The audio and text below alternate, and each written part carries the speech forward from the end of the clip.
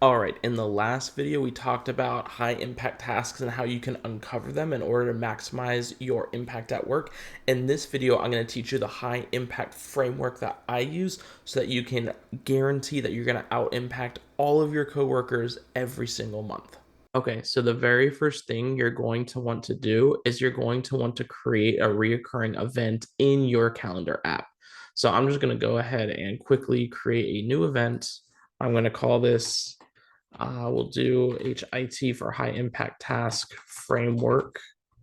And we'll go ahead and set this from, we'll do 10 to 10:30, and we'll select the don't repeat. We'll change this to monthly. We want to do this on a monthly basis. And we can go ahead and leave it to the first day of the month. And this is going to repeat until May of next year, which is totally fine by me. I'll go ahead and hit save. And then I'll go ahead and hit save one more time. And that will add the framework to my calendar up until May of next year as a nice reminder that I need to do this task. All right, now that we have the calendar commitment out of the way, let's go ahead and jump into the actual high impact task framework and how you can use it to out impact your coworkers. So here's just a quick roadmap of what we're going to be going over in this video. As you can see up at the top, it has once a month is how often we want to do this process.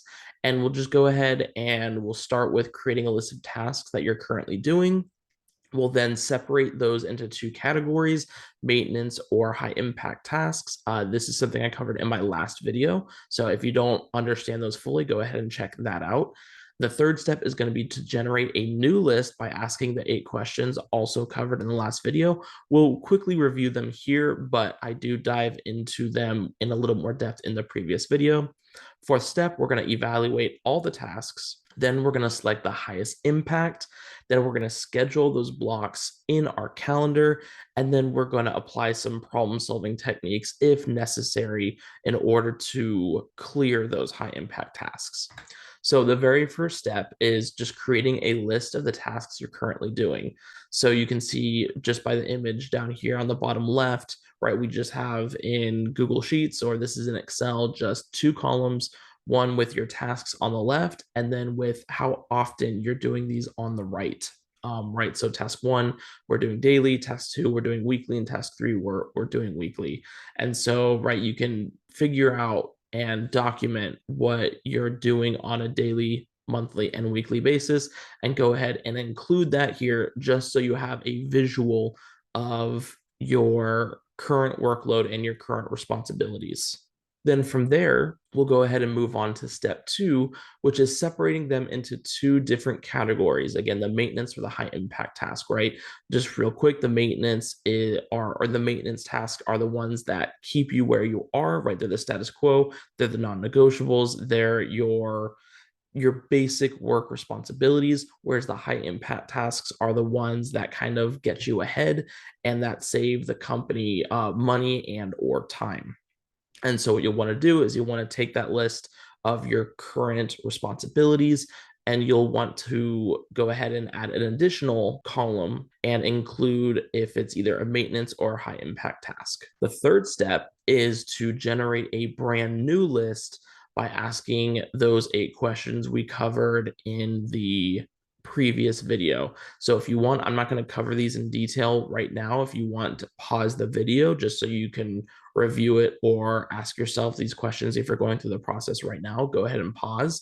But what you'll see over in the top right, where we have our original tasks, and then we also have our additional ideas generated by asking these 8 questions. And the reason why you want to ask these 8 questions once a month is because our work changes. The workplace is constantly in flux, and some problems get solved where other new problems are generated. And so you want to keep this idea list going where you're constantly asking, or not constantly, but you're monthly asking, and identifying these high impact tasks in order to make sure that you're always working on the highest impact task. So this third step, right, you have your new idea list generated based off of asking these 8 questions listed here. All right. The fourth step is now to evaluate all tasks. You see, I have a couple of callouts right here. What is their level of impact? Can it be tied to a number? Can you stop doing one of those tasks? Can you change the frequency of a task? Right. You're basically just taking a deeper dive into your current tasks and your high impact ideas, and you're giving them a score. And so you're scoring it from 1 to 10, right, based off of the impact. And also, like, another call out too is that last point, where can you change the frequency of a maintenance task? That's a really good question to ask if you're trying to free up time in order to create more time for high impact tasks, right? So that very first task, right? Task one, right? It's a maintenance task. It's an evaluation of five. But the comment is can change from daily to every other day, right? This is understanding your process really well and understanding that you don't gain as much value doing it daily, or rather, you don't lose a whole lot of value going every other day.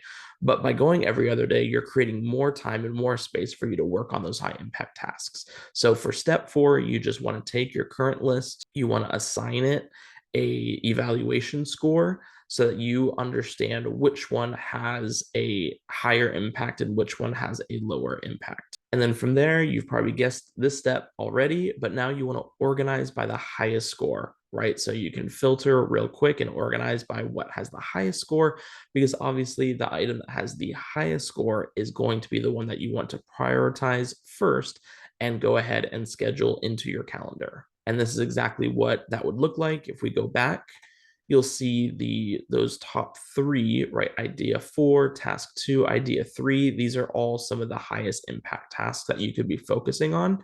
And so we're going to take those and we're going to put those into our calendar and schedule that time to make sure that we're spending time on those issues and that no one can schedule meetings while we're working on those. That will really help us guarantee that we actually put the effort into those tasks. And then the final step is problem solving. So, not every high impact task is going to require you to problem solve, but you may come across a very high impact task that does require some problem solving. So, I am going to come out with a couple other videos that will highlight problem solving and problem solving strategies in more detail, but just kind of a brief overview in case you very quickly run into this problem at work. Here are just a couple of call outs and kind of some really basic tactics and strategies you can use when problem solving in order to complete a high impact task. So the first call out is you want to define the problem very, very well. You don't want to skip over this process or speed past this process. You want to really, really understand what your problem is. I forget whose quote this is, but someone said that if you can define a problem, you're halfway there to problem solving it already, right? The vast majority of the time, we don't understand the problem well enough to define it well. So you want to spend a good amount of time defining your problem so that you understand what exactly needs to be fixed. Another good step to take in problem solving is to map the process out. This will help you visualize where it might be breaking or visualize other bottlenecks, or it could also help generate ideas on how to work around the workarounds or fix the workarounds in general, right? That was something we talked about in our last video. Another technique or strategy that you can use is the 5 whys. This is where you take your problem statement and you ask yourself why. And once you figure out the reason why, you ask yourself why that's the reason again. And you go, 4 or 5 whys deep up until you get to the source of what the actual problem is. And then once you understand what the problem actually is, then of course you can go ahead and use that block of time in order to fix it. It is worth mentioning, if you are working through a high impact task that requires problem solving, that block of time you scheduled, that first block of time would be on how to solve the problem, right? Going through these steps. And then if you ran out of time, you'd want to schedule another block of time in order to actually implement and focus on the solution. Another good idea or another technique or strategy that I use very, very often at work when problem solving is the when does it happen and when doesn't happen.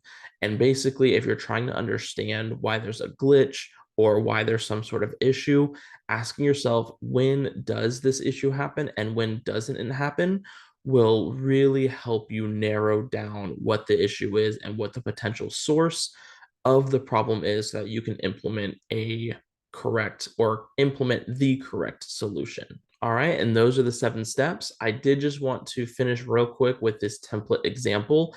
What you can do is you can actually take this concept and you can apply it in a little more detail and kind of make it your own Excel template. And so you can kind of see right here where we have the list broken down, and then over on the right, we have a list of those 8 questions. You can input your company goals and your company core principles, your boss's goals, right? These are all part of those original 8 questions above that you can kind of just have listed out, which will save you time when you do this again. And it doesn't have to be just like this, right? You can customize exactly how you want to.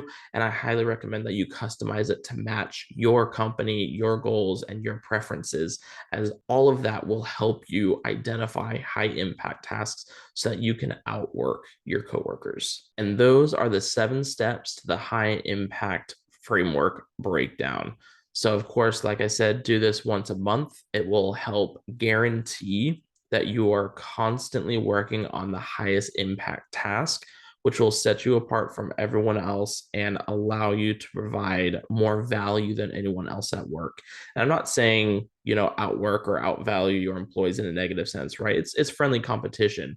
But what you'll find is if you implement this HIT framework, you'll find that you will be able to provide much more value by working less, right? As you find better and faster ways of getting your maintenance tasks done and then spending that time on high impact tasks, you will drastically increase the value you're providing your department, and you will decrease the amount of time that you actually have to work on these things because you're providing so much value.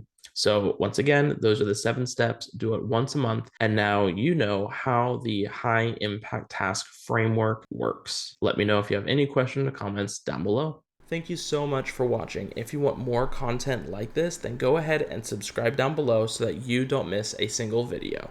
And if you want to level up at work even more, check out my free course down below on the Eve method. It will show you how to determine the best possible way of getting your work done at work in order to drastically increase your productivity, save you massive amounts of time so that you can spend that time in other areas of your life.